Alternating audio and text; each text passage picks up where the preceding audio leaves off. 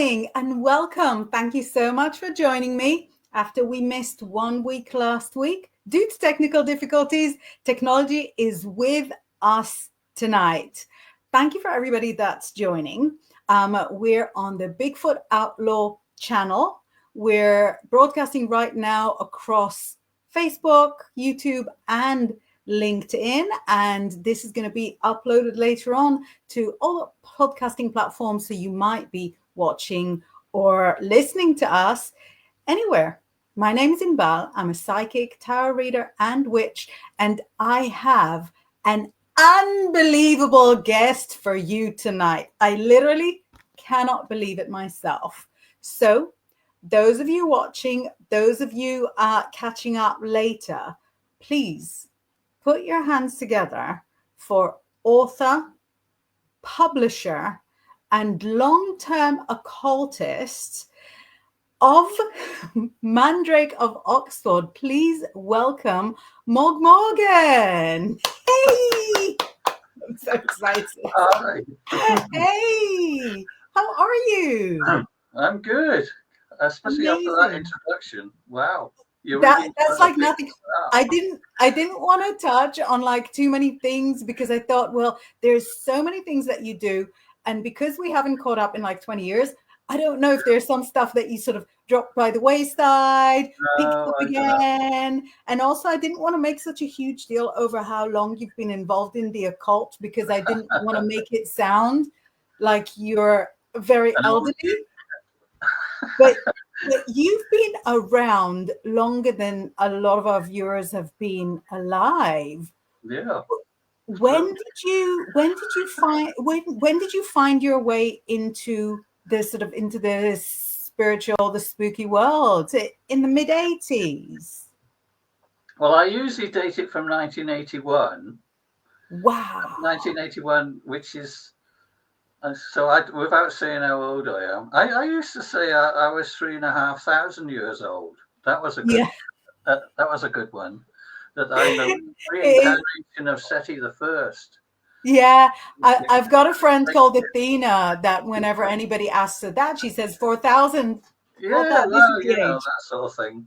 Yeah. But anyway, so in 1981, when I kind of was a student, I guess, in Oxford, moved to Oxford, and it's strange. There wasn't really a lot going on, I don't think. There probably was, right? Actually, when I say that to people now, they say, I was around. Why didn't you know about me or something like that? So I don't know, but you didn't have the internet then, so people probably were in their own little kind of bubbles and stuff, and were doing quite interesting things without really knowing too much about each other's existence. I mean, you know, I met someone at a conference the other day. I kind of had this, I don't know if you remember that these things, telephones, you know, they had these things called telephones and stuff like that, and you could get a premium phone line. Yeah. It's weird. I had a premium phone line. Did you have a premium phone line? Anyway, they were quite hard to get, weren't they? And you could phone up, and you'd pay, obviously, the longer you could keep people on the line. I think they mainly use these for sex lines and stuff like this, but I had a sort of an occult one and stuff. So the longer people kept on the line, and I used to just put this recorded message burbling on about kind of anything I could think of, really, that was interesting to do with the occult. Anyway, it wasn't very successful. I think I had about one call a week or something like that. But I went to a conference in the north, and someone said, God, do you know, I remember your premium phone line. I used to phone it up all the time. And you went, oh, so it was you, your one customer. My one customer. I met my one customer. Yeah.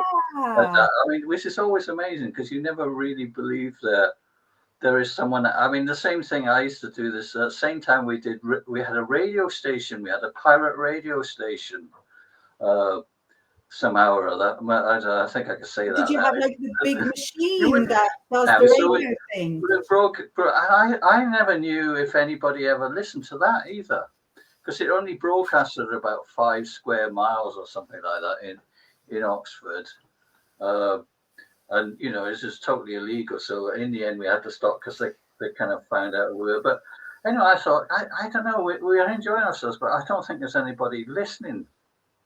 But then someone phoned in from a phone box.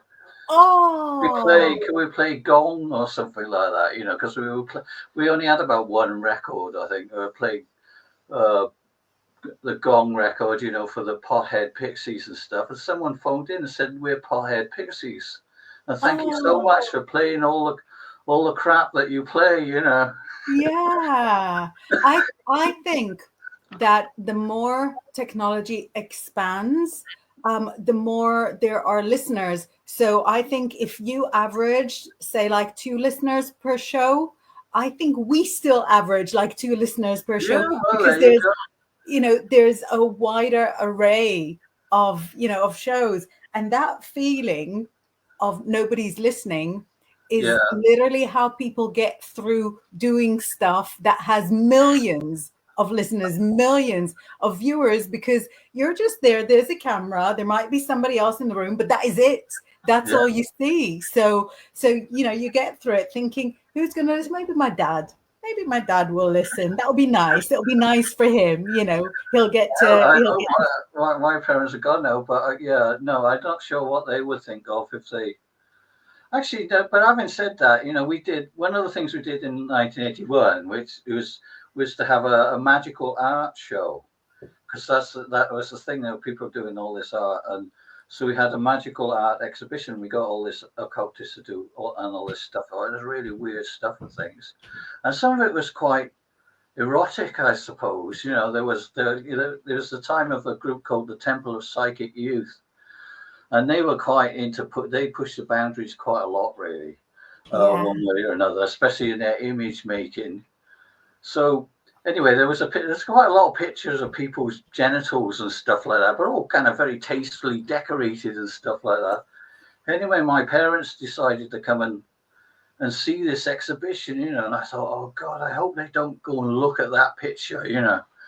And of course, my mother came in and she went straight across the gallery, straight to that very picture, and said, "That's pretty good, isn't it?"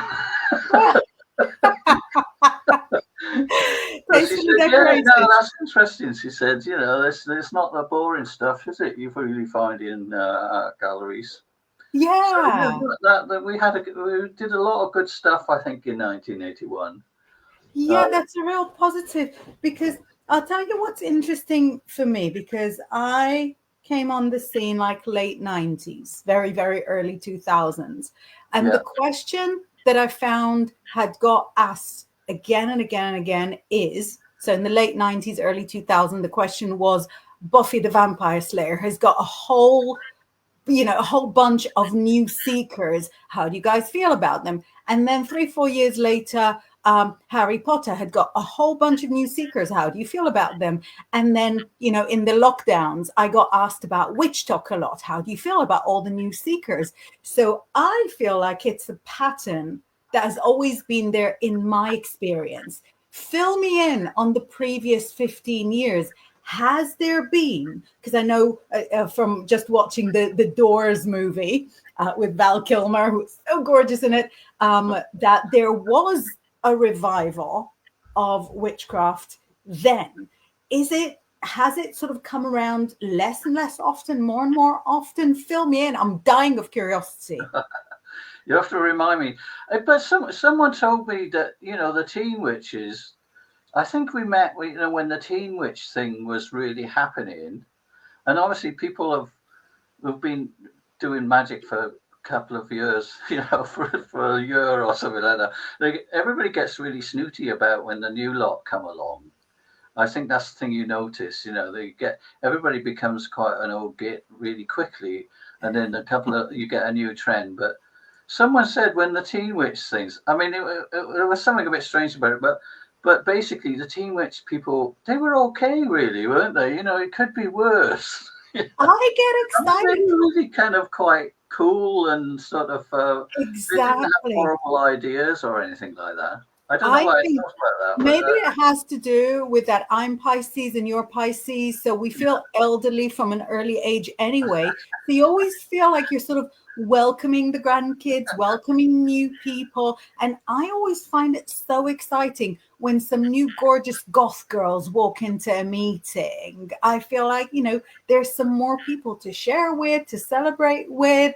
I've never had that, I suppose, threatened feeling. Do you know what I mean? That, what are we going to do if they're going to come with their radical ideas and, turn yeah. everybody into, I And I don't know. worked so hard to learn all this stuff, and Yeah. whatever. And they come along and they get it all on the TikTok Yeah, or something like that. exactly. And they're doing it all Everybody wrong. feels a bit jumped up, really. Yeah. No, I love being, it's, when I was a child, I used to love hanging with my grandparents' friends. And Right. now, as a middle-aged lady, I, I have this sort of cross-generational thing. I love hanging with the kids. I love hanging with the elderly, and it might not be for everybody, but I find it so. It's like time travel. It's Yeah. like time travel. You get to view things like from somebody else's perspective. Well, you don't say you're elderly, you say you're elder. You can El- say, in the you're an community, elder. yeah. That's you can say, always say you're an elder of the movement. You kind of, You've you've been around a long hung time. around for so long, there's nobody left well, I kind of involved with this tantric movement, and most of the other people have gone now. They've kind of they have actually died.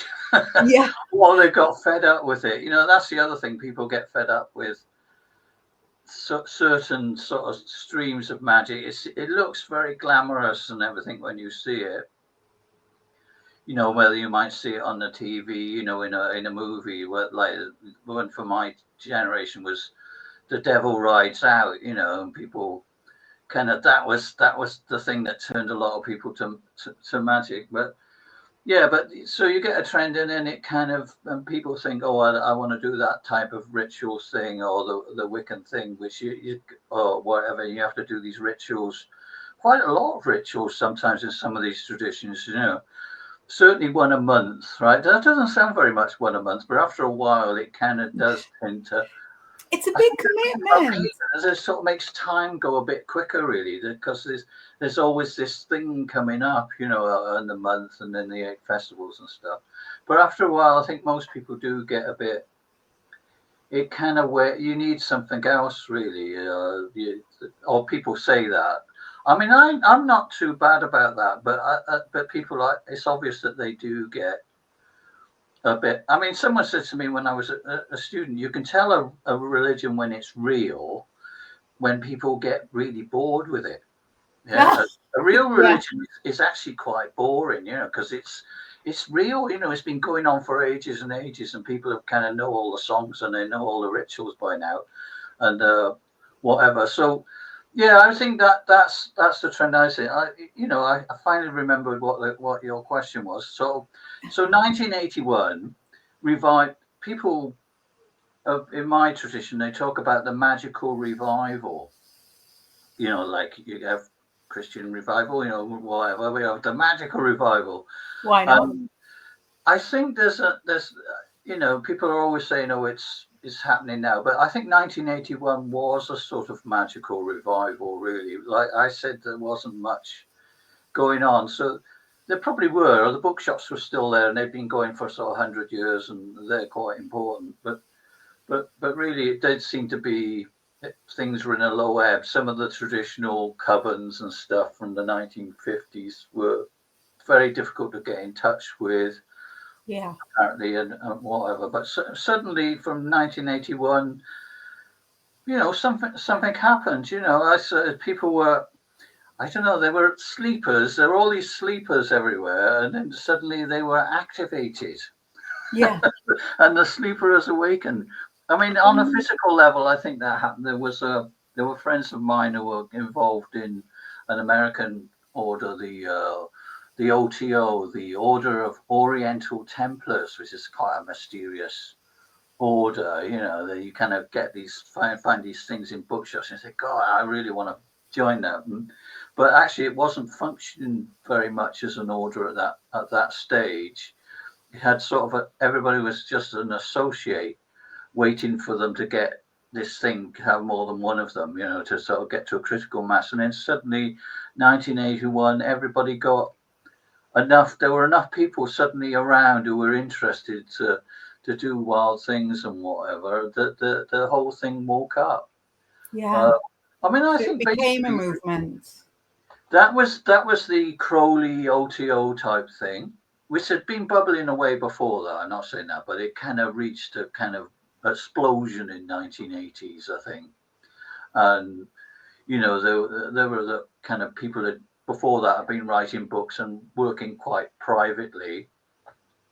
Plus, as you know, a lot of magical people, you know, from the outside, you think, well, we're all either mad or you're all interested, but there tend to be a lot of rivalries, as you know, between people. And if you like, there was an older generation of magicians who'd sort of, and witches and stuff who kind of got into this stuff in the 1950s.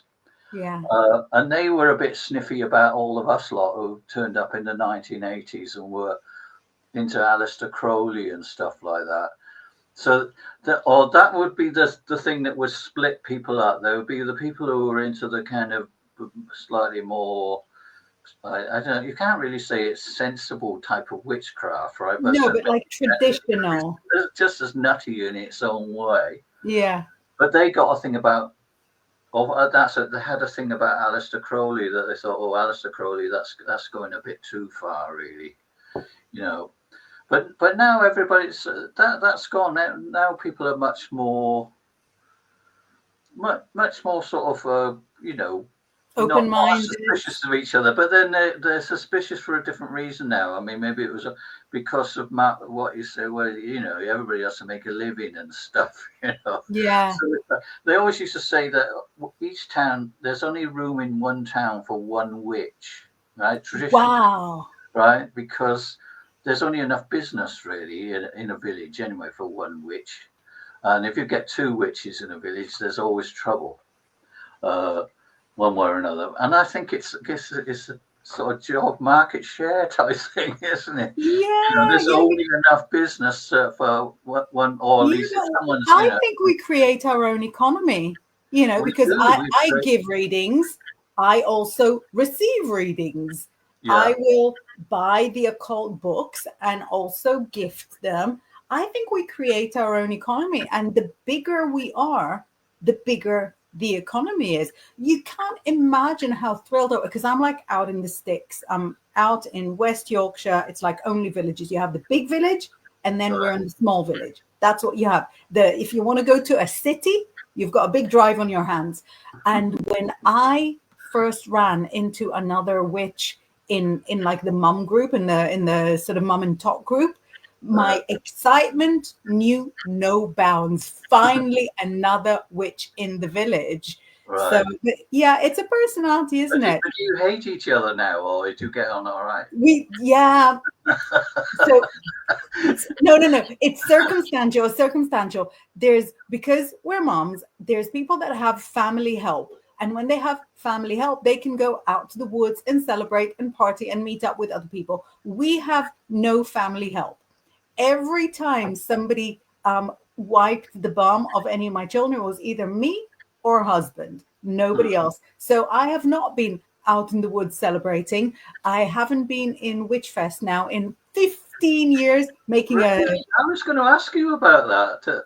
I'm making a glamorous return this November. It's going to Sunbury or something like that, or Kempton Racecourse. Yeah, Kempton Racecourse. So it's got a brand new venue. I did look actually, but you've got to have a sign of the times, right? You have to have a safety certificate before you can go now. Oh, really? Before you can exhibit, you have to have a safety certificate. I didn't know that. I got to that stage on that. I said, well, I didn't want to sell books and stuff. Yeah, you probably could just Google it. But 20 years ago, when I used to do a lot of parties, I Yeah, used to need a third party insurance, yeah. which was, I thought it was to secure people against me giving them bad predictions, but it Right. was really more like in case my crystal ball fell on their foot or something like that. So that third party insurance, it was something like £100 a year, which then I thought was a fantastical amount. Yeah. And I renewed it a few years, but now nobody asks for it anymore. So Well, they do. They do. If you have a stall at this, you have to have. yeah, I didn't know that. All right. So What a funny maybe anecdote. I could get an exemption, but I went the one. That's when I probably the first time I met you was at the Witch Fest when we decided to have a stall there, and do stuff. I think I spoke at the Witchcraft at the Witch Fest one year, and I also did a bookstall and stuff another year. And the Witch Fest, it's probably it was quite family orientated, wasn't it? Would Yeah, you no, say it's that still was true? Quite a lot of families came. it's Anyway, still very family friendly. family friendly. So anyway, people used to shepherd them past our stall. Just to Which be I on the don't know safe why. side. There wasn't that. Yeah, I forgot you were there, but I think we were on the same flyer. I remember a flyer that I was on, and I Right. think we were both in like equivalent circles on the flyer. I vaguely remember. You know how you don't remember stuff like that? I know. It's my business to remember stuff like that. Let's And flush that's up why they some. got me to talk. I mean, because I'm quite involved with books and publishing and stuff like Yeah. that. So I don't know. I felt a bit ambiguous about it, but they asked me to talk about books and stuff. I thought I don't know if that was the most interesting subject to talk about, but I it think was it it is. was all right. It went down okay. About the Yeah, kind of our lot witchcraft are books. such book geeks. Yeah. Our lot will scroll TikTok for 10 hours and read books for 10 hours, and there's no, we might be the last community, except for perhaps the churches, that that read books and and enjoy them and learn from books.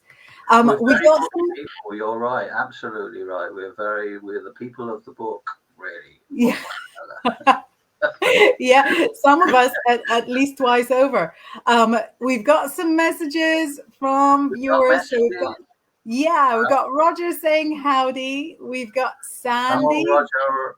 greeting us. Kayla greeting us.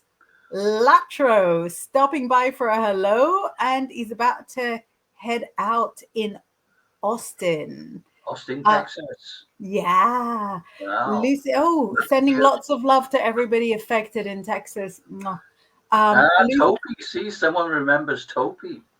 Actually, it's having a moment now. What is Topi? Topi is the Temple of Psychic Youth. Oh, that you referred to. Yeah, that's right. And I knew quite a lot of people involved with that, and also published quite a lot of their, not quite a lot, a couple of their books and stuff, one way or another. I know some of the people. Quite a controversial organization in some ways, but it was a sort of a Temple of Psychic Youth. It was supposed to be like a youth movement but quite sort of left field, I suppose you'd say. Yeah. Very, very controversial, but hugely influential in lots of ways. Very, very interesting group, I think. And we have lots of new technology. So they had a book called Television Magic. Right. Well, there you go. You see, people think of television was new.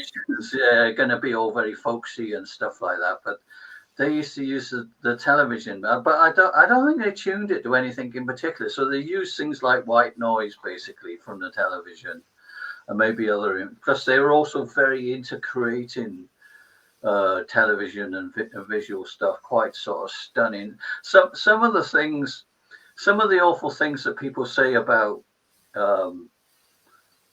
witches and pagans are actually kind of they're sort of, it's almost like they created horror movies in a way. They created images that look like the things that people are always accusing witches of doing, but so they're manipulating images and manipulating people's consciousness. But an awful lot of youth culture, if you think about, they were very into body piercing, which was incredibly weird at the time, but very ahead of its time. Fairly mainstream now, I would have thought. Yeah. I did on the radio show. I actually did an interview. A friend of mine was having his penis pierced, right? If I could say, I don't know if I could talk about that. So, let's see if the system kicks us off or not. It's all automatic. I've done it now. They were into genital piercing, yeah. So, which is extremely left field, very, very quite, and tattooing in a way. The amount of tattooing that they did, that most of the very posh tattooists were people who were involved with this group, and I think at that stage, body piercing was probably illegal, really. One way or another. Or at least body piercing wasn't illegal, but you couldn't have you weren't allowed to have an anesthetic. Right. Anesthetic was illegal.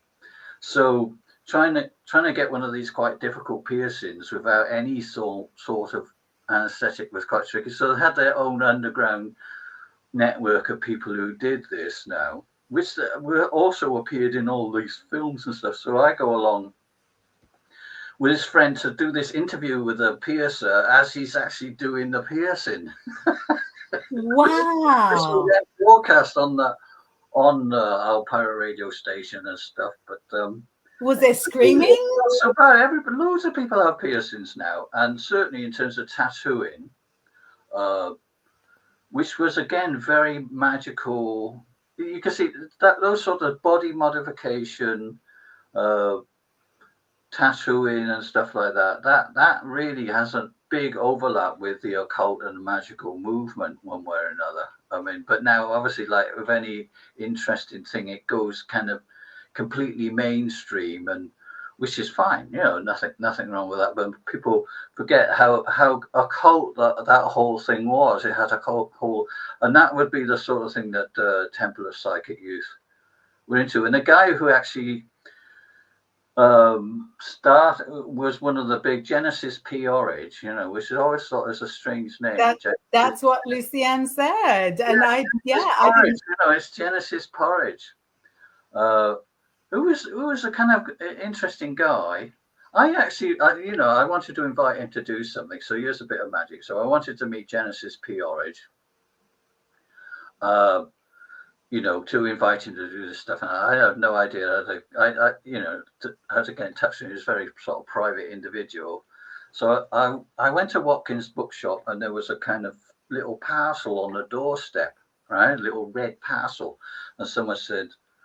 So I went to pick it up. I said, don't pick it up, don't pick it up. It's a magic shop. It's going to be a horrible curse and something like that. But anyway, I'd already picked it up there. So I picked it up. I opened this little parcel, and there was a little sexual talisman inside it. It didn't mean it looked particularly sexual, but you could, when you read what the words were and everything. So I looked at this thing, and then in Watkins, I took this, opened a bottle of what's called Rutva, which is another one of these weird things that people like me are into, which is this weird perfume. So I looked at the talisman and took a big sniff of the perfume, and then I walked out the door and ended up Genesis Porridge. Oh. Which was the intention. Well, at least it was certainly on my mind that I really wanted to see him and he was in London to meet his sister and stuff like that. So wow. Yeah, he was a musician, a heck of an interesting guy, dead now. But also he transitioned. I don't know if this is correct. He's not around to say he certainly. He transitioned from male to female, or he swapped gender with his then girlfriend, if you like. Oh. So you get an idea of the kind of weird head spaces that these people are in. The very first trans people I met were on the voice of pagan sanity at this scene. time. Yeah, I think alternative people go with alternative people. And so you'll have a lot of crossover between a lot of alternative ideas, which then, like you said, there's nothing negative in them being mainstream, becoming mainstream, because what the alternative world allows you is to explore the sides of you that the mainstream world doesn't allow you until you get that critical mass. Critical mass? Critical mass? Critical mass. Critical mass. Both. Works no, I think that's the way it goes. So I come from that tradition that is a little bit too.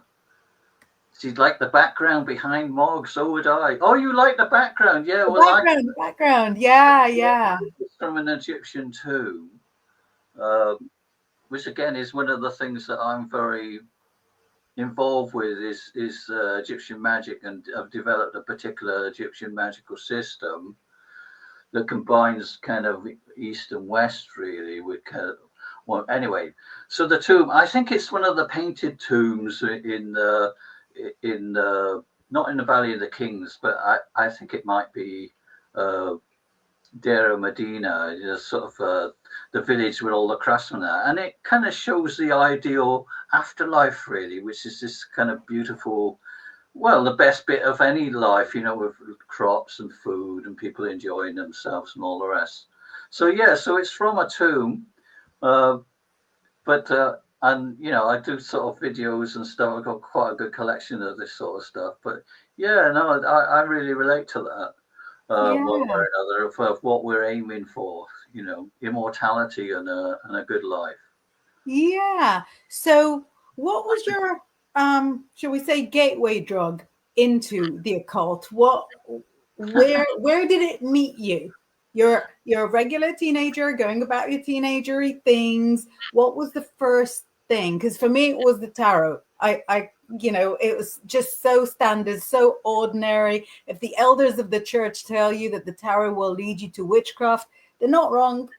They're not wrong. So where did you take the leap from ordinariness to all this? God, I don't know really, but yeah, I go into the Atlantis bookshop and buy in that. I think we use the same tarot deck. You use the Thoth tarot deck, don't you? The Book of Thoth. And I think I went to the Atlantis bookshop, or maybe the Jimmy Page from the band Led Zeppelin. He had an occult bookshop. On an occult sort of knick-knacky shop, really nice shop in just off High Street, Kensington, I think. Maybe he still lives there, Jimmy Page. I don't know. Wow. But anyway, he obviously is a big collector, and they actually had this lovely shop, a little boutique shop with a kind of great stained glass image of Baphomet on it, and kind of the usual things, the mainstream stuff, and also all sorts of kind of stapled together Samizdat material of someone's confessions or whatever. Someone's asking what was the gateway drug. Yeah, well, there you are, the tarot. So I think I bought the tarot there. I certainly bought a copy of Magic in Theory and Practice from his shop, and I probably bought the tarot thing there. And you're right, that tarot card, when you're not used to it, it's very evocative, isn't it? It really does kind of take you on this journey. So with the two things, with learning the tarot and with that book, I'm still at my parents' house then, reading. I think that's a very common experience for people like me, to be kind of invoking Baphomet or something in their bedroom upstairs in their parents' house. And then you move out and you leave them with a ghostly residue of whatever it was that your hormonal teen self was invoking as a first invocation and evocation. Yeah, I think they rescue you. I think the reason you do it is, from my point of view, right? I always got on right with my parents. Is your parents, ideally, your parents are your kind of backup mechanism, right? And if anything bad happens to you with the right parents, I'm sure this is the case for you, then you can always rely on your your mother or your father to come I've and still got a sort dad. out I've still for got a you. dad, and if anything goes wrong, he's still the first one I call.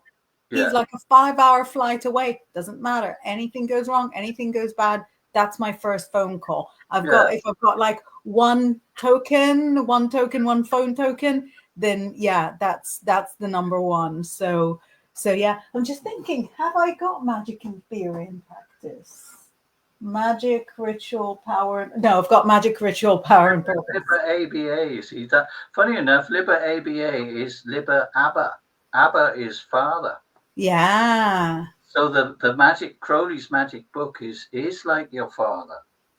But could not be more different. And it kind of, I think that's very because then you do these things in this book then, and you know, there's some real exercises in there that kind of really do open doorways and stuff, and are actually quite,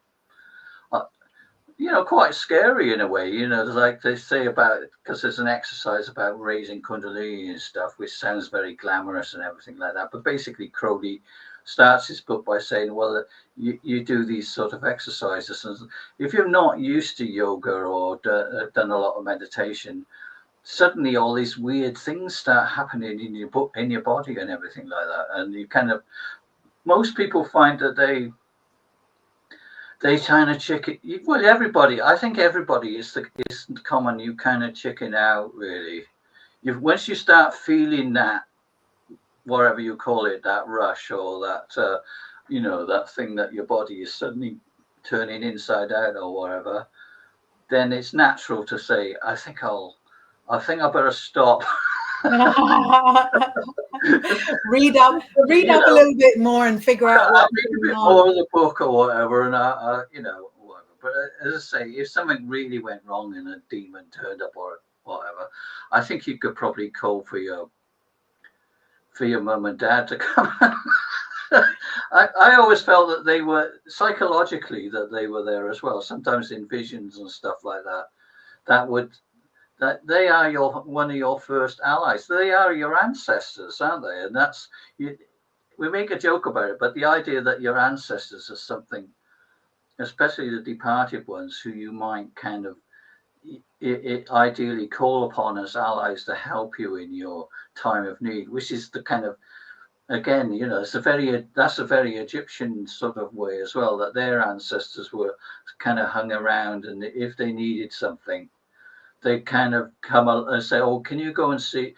It's usually they'd have two lots of ancestors, all the ancestors. They'd say, "Well, so and so he's in the afterlife as well. Can you go and sort of lean on him and tell him to stop, to tell his relatives to stop being so mean to me or whatever?" So there's that transition. But yeah, ancestors or allies of one sort or another are really important in the end. So I kind of just thought about that. Maybe that's why Crowley called it Liber ABA. Now, there's probably some, weird numerological reason why he did that, but it's very possible. That's a nice one, The Hebrew, because I've not read a lot of Crowley, but I love 777 because I love systems, and the Hebrew is really impressive. I find that a lot of occultists will embrace a little bit of Hebrew, and then you can really tell you might as well not bother.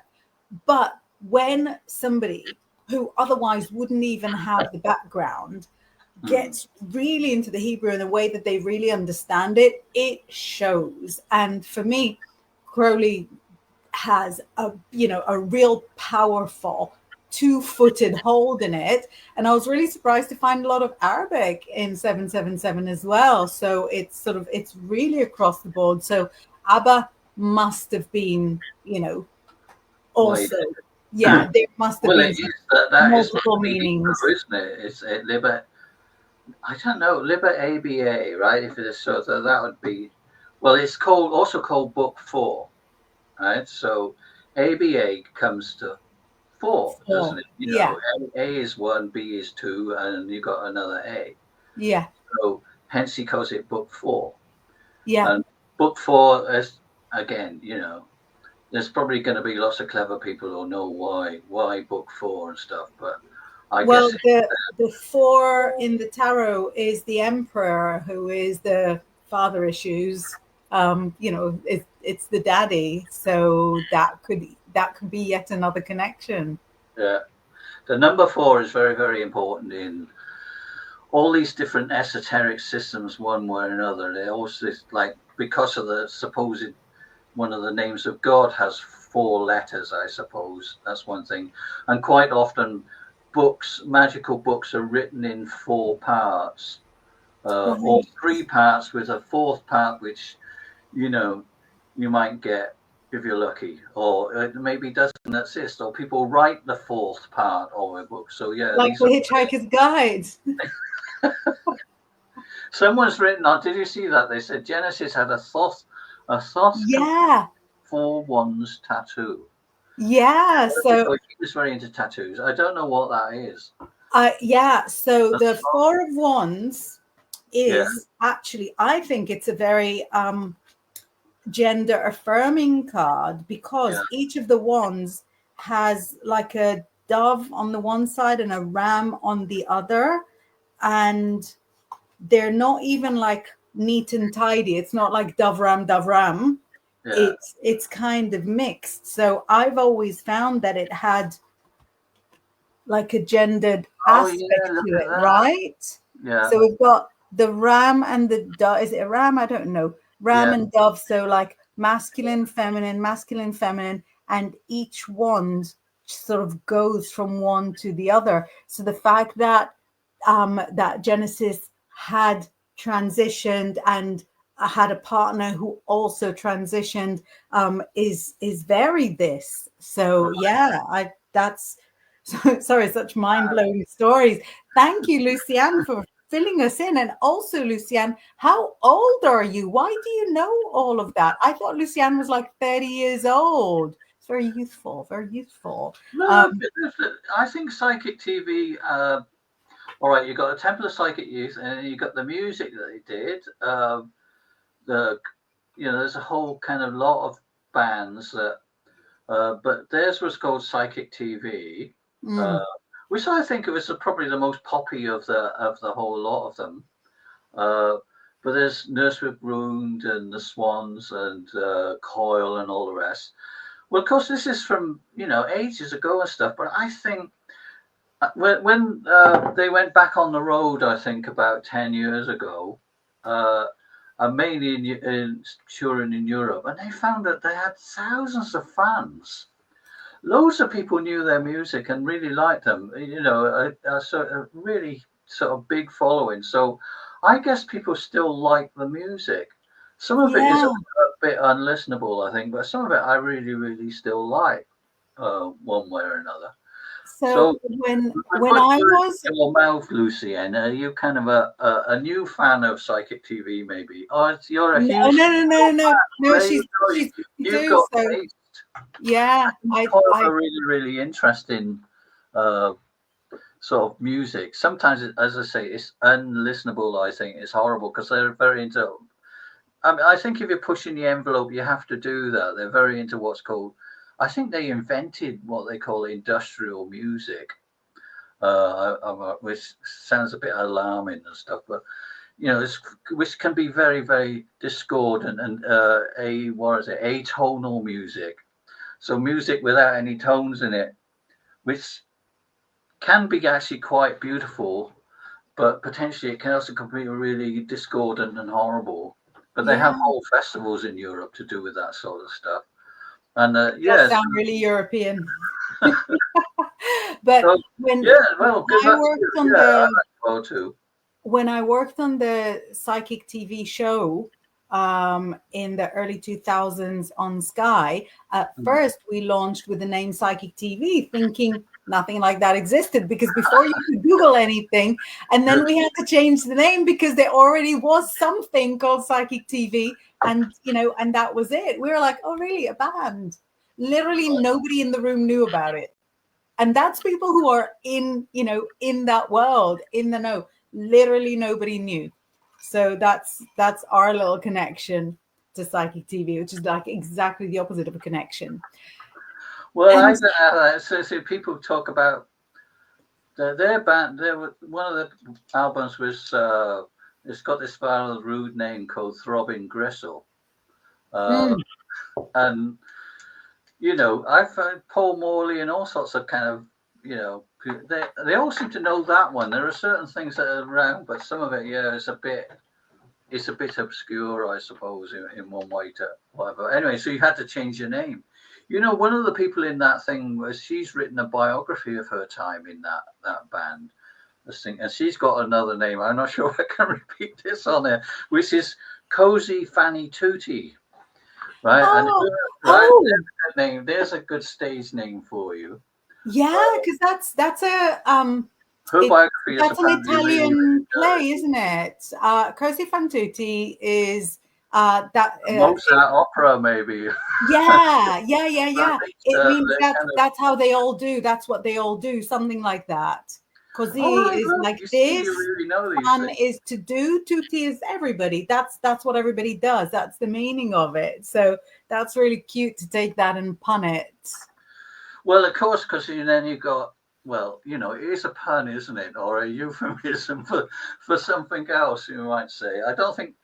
Well, you never know with Mozart whether he might have got the joke as well, right? Because Mozart was a kind of one of us. Right? Was he? Yeah, he was you would say probably the greatest musician that we know of who's ever lived. I think that is reasonable to say. But he was a Freemason, and but it not in the kind of. I mean, Freemasons make it sound a bit square nowadays and stuff. But I think then they were boundary breakers, kind of much more cutting edge kind of occultist types.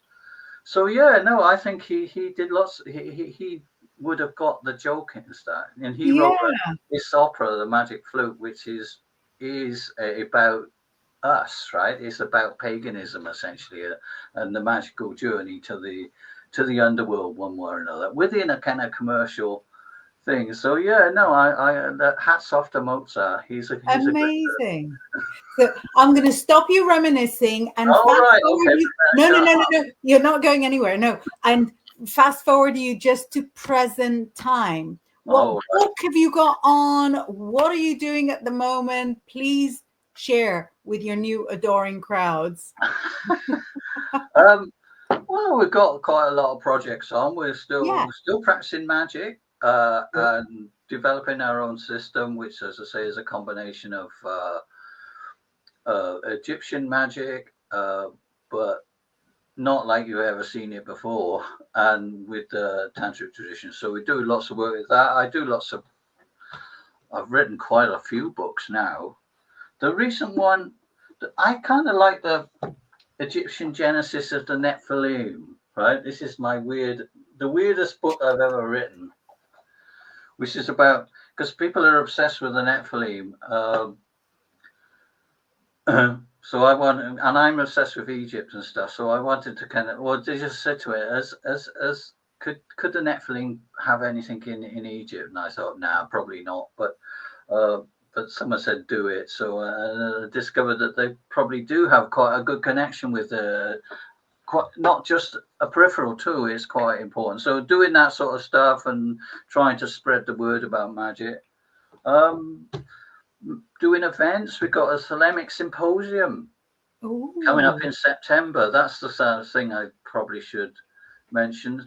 So I'm a diplomat, I suppose, a magical diplomat as well as a philosopher. I'm always trying to build bridges between different traditions. So the Thelema and Crowley, people can be very sectarian. Yeah. Like with any any tradition, people get kind of quite proprietorial about things, and I think what you were saying at the beginning, really, if the pagan lot, if we all work together a lot more, we'd have more, right? We'd have, I really love there to be a pagan temple in Britain or something like that, but we tend to sort of cut across each other in some ways. We don't always support each other's work. There's a lot of ego. I think there's a lot of thing, I ego. Like, suppose. me. I just channeled a god that nobody's ever heard of. I made up a new star sign. Me. Look how important I am. And it's, exhausting. It's a shame, but it's human nature, I suppose. People, when you've got something special, you don't like it if someone takes your secrets. So there's this idea we got the secret, and if people feel they've got it, they're always worried someone else is going to nick it and stick it in their book and become more famous and get more whatever they want. Anyway, but the Thelemic Symposium, the Thelemic scene and the Crowley scene is also can be very divided. So the idea of the symposium was not to be like that, but just bring everybody, get all the interesting people together, and just who are interested in Crowley, or if you're interested in Crowley, you can be interested in almost anything, because as you know, Crowley, like you were saying, that Crowley is so much. There isn't any aspect of magic and witchcraft that Crowley didn't have something to say about, and probably written a book about it in one way or another. I mean, some people even say the kind of witchcraft owes an awful lot. As you know, the witchcraft group in London, they used to do a Crowley ritual every month, and that was a Gardnerian witchcraft coven, right? With Zachary Cox and those sorts of Rainbow Bridge coven in London. So really, these barriers between the different traditions are a bit artificial. So people just come. All they have to do is be vaguely interested in Crowley, or have something interesting to say about Crowley and the magic that they're doing, and they talk. And we don't just talk; we do things, and we kind of, So come to that, and maybe we could tell people that's the 28th of September, and it won't cost the earth, and it won't. I'm gonna flash I'm gonna flash the name on the screen. I'm writing it as a message. 28th September, International Thelemic Symposium. Is that in Oxford? That's in Oxford, yeah. Oxford.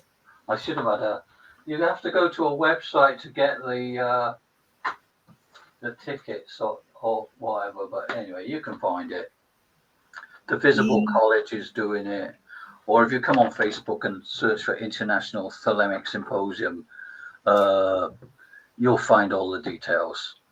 Yeah, for anyone that is on my Facebook, if anyone is on my Facebook, when I repost this, I'm going to tag Monk so you can sort of go and follow him as well.